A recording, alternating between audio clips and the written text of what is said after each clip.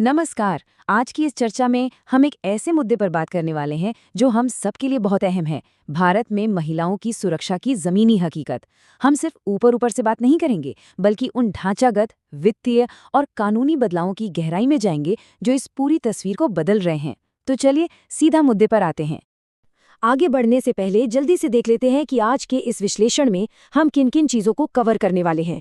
हम रोजमर्रा की चुनौतियों से शुरू करेंगे, फिर इन पिंक सॉल्यूशंस की असलियत समझेंगे, उसके बाद बुनियादी ढांचे की कमियों, निर्भया फंड के इस्तेमाल और बिल्कुल नए कानून यानी BNS 2026 पर बात करेंगे, और आखिर में देखेंगे कि आगे का रास्ता क्या हो सकता है। तो हमारा पहला पॉइंट है महिलाओं की सुरक्षा की असल चुनौती। घर से बाहर कदम रखते ही एक महिला के दिमाग में जो रोजमर्रा की कैलकुलेशंस शुरू हो जाती है ना, उसे समझना बहुत जरूरी है। अब यहाँ एक बड़ा सवाल उठता है, क्या महिलाओं के लिए अलग से चलाई गई पिंक बसें उन्हें सच में पूरी तरह से सुरक्षित बना देती हैं?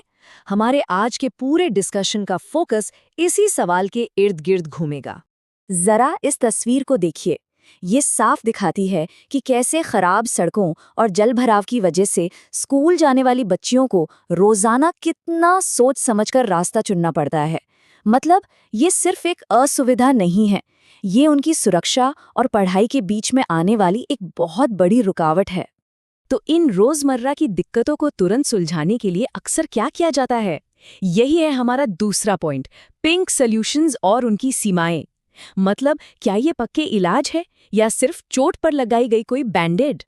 हमने अपने आसपास ऐसी कई चीजें देखी हैं, जैसे केरल की पिंक बसें, पिंक पुलिस पेट्रोल, इंडिगो की पिंक सीट्स, या फिर कई राज्यों में महिलाओं के लिए फ्री बस सफर की योजनाएं। देखिए, इसमें कोई शक नहीं है कि इन चीजों से महिलाओं को तुरंत एक राहत मिलती है और उनका सफर थोड़ा आसान हो जाता है। लेकिन द इंडिया फोरम ने यहाँ एक बहुत पते की बात कही है।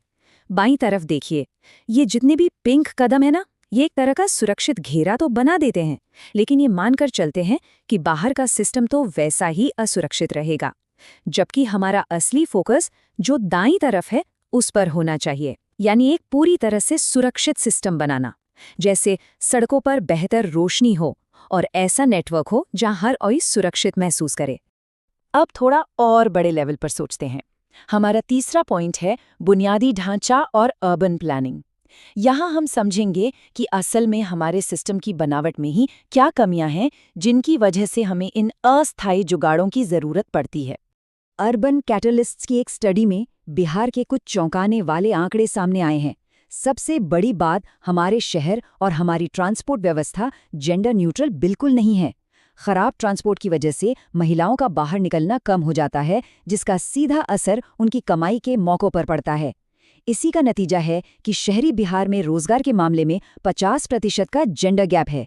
और तो और, महिलाएं घर के कामों में रोजाना 4 घंटे लगाती हैं, जबकि पुरुष सिर्फ 1 घंटा।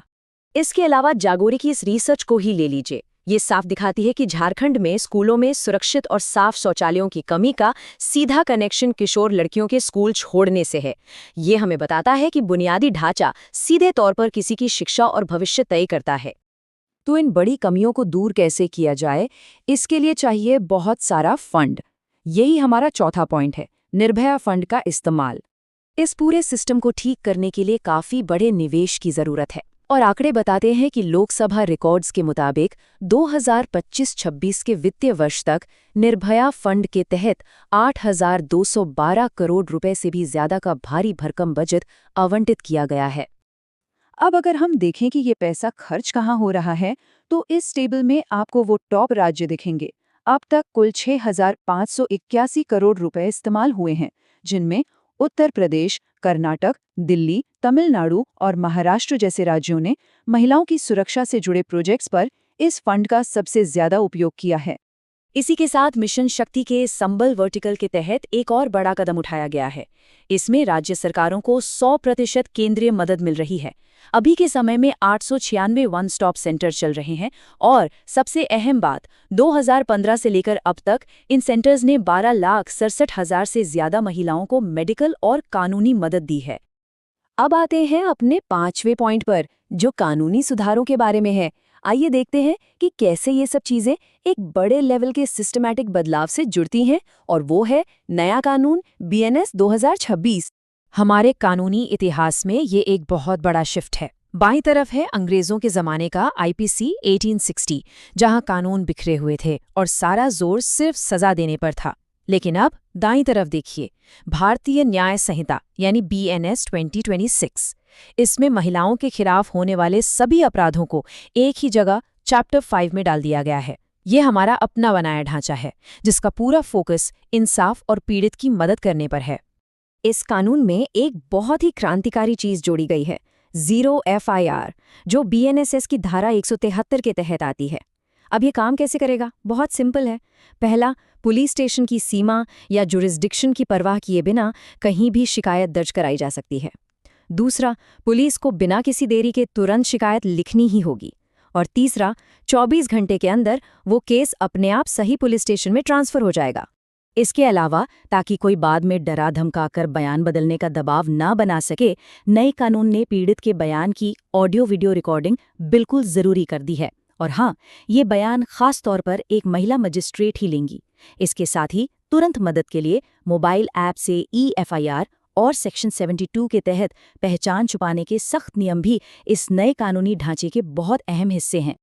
तो फाइनली हम अपने आखिरी और छठे पॉइंट पर आ गए हैं, आगे का रास्ता। मतलब इन बड़े बड़े राष्ट्रीय कानूनों और सड़कों पर होने वाली रोजमर्रा की दिक्कतों के बीच का फासला कैसे मिटेगा? इसका जवाब छिपा है कम्युनिटी यानी समुदाय के साथ मिलकर काम करने में। आप देख सकते हैं कि कैसे महिलाएं एक घेरा बनाकर बैठकर अपनी समस्याओं के हल पर गहरी चर्चा कर रही हैं। बात सीधी सी है, जब महिलाएं खुद अपने शहर की प्लानिंग का हिस्सा बनेंगी, तभी जमीनी स्तर पर असली बदलाव आएगा। महिला हाउसिंग ट्रस्ट के बिंदिया पटेल का ये कोट इस बात को बिल्कुल सटीक तरीके से समझाता है। वो कहती हैं कि जो लोग किसी समस्या को झेलते हैं, उन्हें उस समस्या से निपटने का सबसे अच्छा तरीका पता होता है। किसी भी टिकाऊ विकास के लिए जमीन से जुड़ी आवाजों को शामिल करना सबसे ज्यादा जरूरी है। इसका एक बहुत ही शानदार उदाहरण हमें उत्तर प्रदेश में डेवलपमेंट ऑल्टरनेटिव्स की एक पहल में देखने को मिलता है। वहां औरतों ने सुरक्षित सफर के लिए खुद महिलाओं द्वारा चलाए जाने वाले 180 से ज्यादा ई-रिक्शा का एक पूरा नेटवर्क खड़ा कर दिया है। ये न सिर्फ आने जाने की दिक्कत को दूर कर रहा है, बल्कि महिलाओं के लिए बिजनेस और आज़ादी के नए दरवाजे भी खोल रहा है। तो आज की ये चर्चा हमें एक बहुत ही अहम सवाल के साथ छोड़ जाती है। जरा सोचिएगा, क्या हम एक ऐसा समाज बना सकते हैं जहां इन पिंक सॉल्यूशंस या फौरी जुगाड़ों की कोई ज़रूरत ही ना पड़े, क्योंकि हमारा पूरा का पूरा सिस्टम हर किसी के लिए समान रूप से सुरक्षित हो? सच कहूं तो इन सारे ढांचागत, वित्तीय और कानूनी बदलावों की असली मंजिल यही होनी चाहिए। इस गहरी चर्चा में हमारे साथ जुड़ने के लिए आपका बहुत बहुत शुक्रिया।